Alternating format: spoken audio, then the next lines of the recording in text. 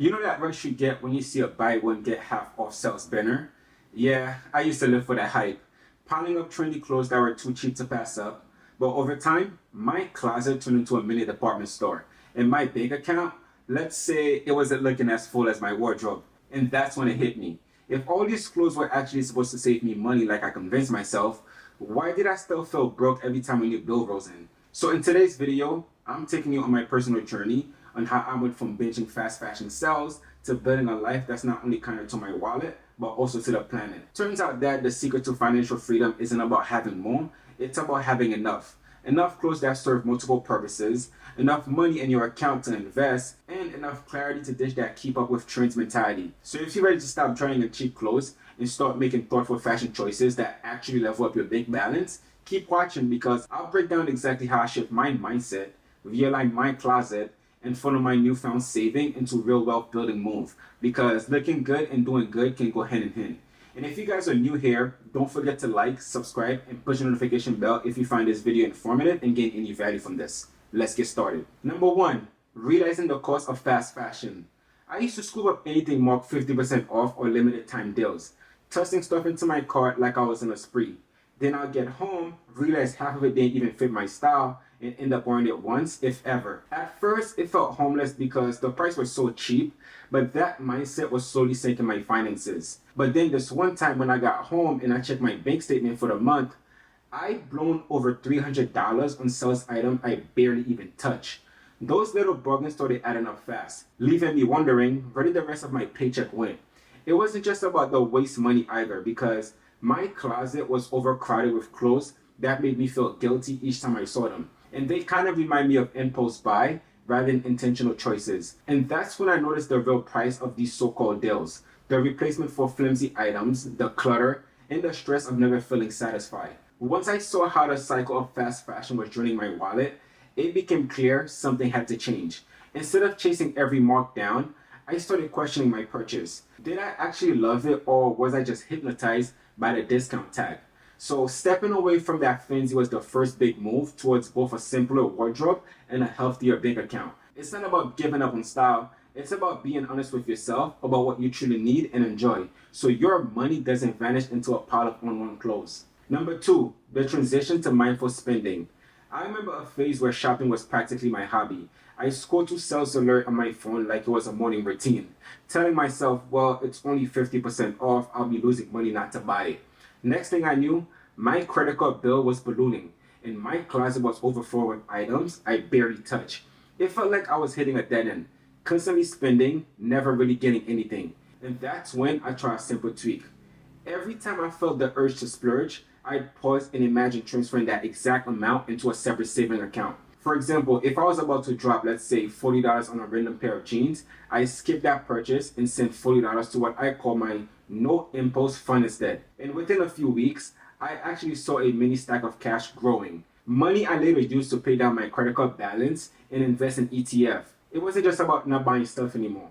It was about consciously redirecting those dollars towards something that genuinely matters. I also took this time to scale back on how often I browse online stores, only once a month now, and with a real plan. By cutting out those aimless shopping sessions, I found that I had more time and headspace for things that I actually enjoy, like hanging out with friends or picking up a new hobby. So if you're stuck on a cycle of mindless shopping, try giving your money a new purpose. Instead of letting sales dictate your wallet, channel those funds into saving, investment, or just paying off bills. It's an easy step towards feeling in control both in your closet and your bank account. Number three, embracing minimalism for style and sanity. You know that moment when you're running late, rushing to open your closet and it looked like a fashion explosion, but somehow you still can't find anything to wear. That used to be me every morning. My wardrobe was massive, but it felt like 90% of it was just taking up space. And that's when I finally decided to experiment with minimalism. Instead of focusing on more, I started to focus on better. I gave away also almost all the clothes I never actually wore and narrowed down to the pieces that truly fit my style and my everyday need. Suddenly, morning got way less simpler. Less time shuffling through piles and more time enjoying my cup of coffee before heading out. And the cool part is, minimalism isn't just about living in black turtlenecks 24/7, unless that's your thing. It's about choosing items that complement each other and that actually excite you. In the process, I realized that I was buying far fewer new pieces and saving tons of money. And the best part is, I felt like my personal style got sharper because I started picking clothes more intentionally rather than defaulting to cheap thrills. And one small tip that helped me, guys, was taking a style snapshot. I laid out my absolute best outfit in my bed and take a picture of it. That gave me a quick reference to see what color, fit, and vibes I gravitate towards. And every time I felt tempted to buy something outside that palette, I checked the photo. 9 times out of 10, it didn't match, so I passed it on, saving both closet space and cash. So if your closet is stressing you out, try scaling back to the essentials. You'll free up mental energy and discover that a smaller collection of clothes can actually lead to bigger confidence and of course boost your bank account when you're not throwing money at random trends. Number 4, sustainable fashion choices. I used to think sustainable fashion meant spending a fortune on clothes that were trying to look stylish. But it turns out that it's all about buying smarter, buying better, and not going broke. One day, I stumbled on a local brand that used recycled fabrics to make really cool, comfy t-shirts. It costs more than your typical fast fashion tees, but I realized if it lasted way longer, I'd actually be saving more money in the long run. The key here is to look for responsible source materials, organic cotton, tencels, maybe even upcycled denim. These fabrics tend to hold up better than the cheap stuff we're used to getting, meaning you're not replacing them every few months. And a little bonus, each time you choose something eco-friendly, you're cutting back on the waste and pollution that ties to mass-produced clothes. So if you're not in the hunting down niche label, you can still be sustainable by choosing secondhand first, thrift shop, or online resale apps that can lead you to gems that would otherwise end up in a landfill. Personally, I found incredible deals on many new outfit or good looking pair of jeans for the fraction of the price if you ask me. It's good for your wallet, good for your closet, and good for the planet. So whether you're going thrift or brand new, the goal is the same. Fewer, better quality pieces that actually fit your style. By focusing on sustainable option, you're not just dressing for yourself, you're making a statement about how you value your money and the environment. And that's the real empowerment for both your wallet and the world. Number 5, transforming saving into real wealth. You might be thinking, okay, so I'm spending less on clothes, now what? Here's the fun part.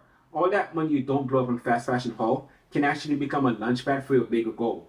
Instead of letting this sit around into a saving account or worse, get eaten up by inflation or random purchases, why not invest it or throw it into a high interest debt? And this is not financial advice, by the way. Personally, I started small. Whenever I skip on a sale or snag a great thrift find, I take that same amount and toss it into an online brokerage account. It felt like I was leveling up each time I hit that transfer button. Over a few months, what used to be my shoe fund turned out to be a small portfolio of index fund and a rainy day buffer for life curveballs. And it may sound intimidating, but I promise, once you see the numbers start to creep up, it gets pretty addictive in a good way. And if investment is not your jam yet, maybe you've got a credit card or a student loan that's bugging you. Pour that extra cash into knocking down those balance faster. Every few bucks saved can accelerate your payoff timeline. That means fewer interest payment draining your resources, and think of it like recycling the money you'd waste on impulse buy into a debt slaying machine. And the beautiful part, this is a full cycle deal. You're buying fewer clothes, choosing pieces that last, and keeping more money in your pocket. Then taking that surplus and building something real, like padding your emergency fund, testing out small investment, or finally throwing some cash into that side business you've been dreaming about. It's a snowball effect, right? Minimalism and sustainability lighten up your expenses, which free up funds to grow your wealth, which in turn let you live more comfortably and responsibly. So yeah, a few bucks here and there might not seem as much at first, but channel those small victories into bigger plan, whatever that looks like for you. And before you know it, you'll be wondering why you ever spent so much money on clothes that you barely wore, when you could actually be rocking a curated closet and a beefed up bank account all at once. So thank you guys for watching. If you find this video informative, don't forget to like, subscribe, and push the notification bell for more on sustainable fashion and personal finance. I'll see you guys on my next video.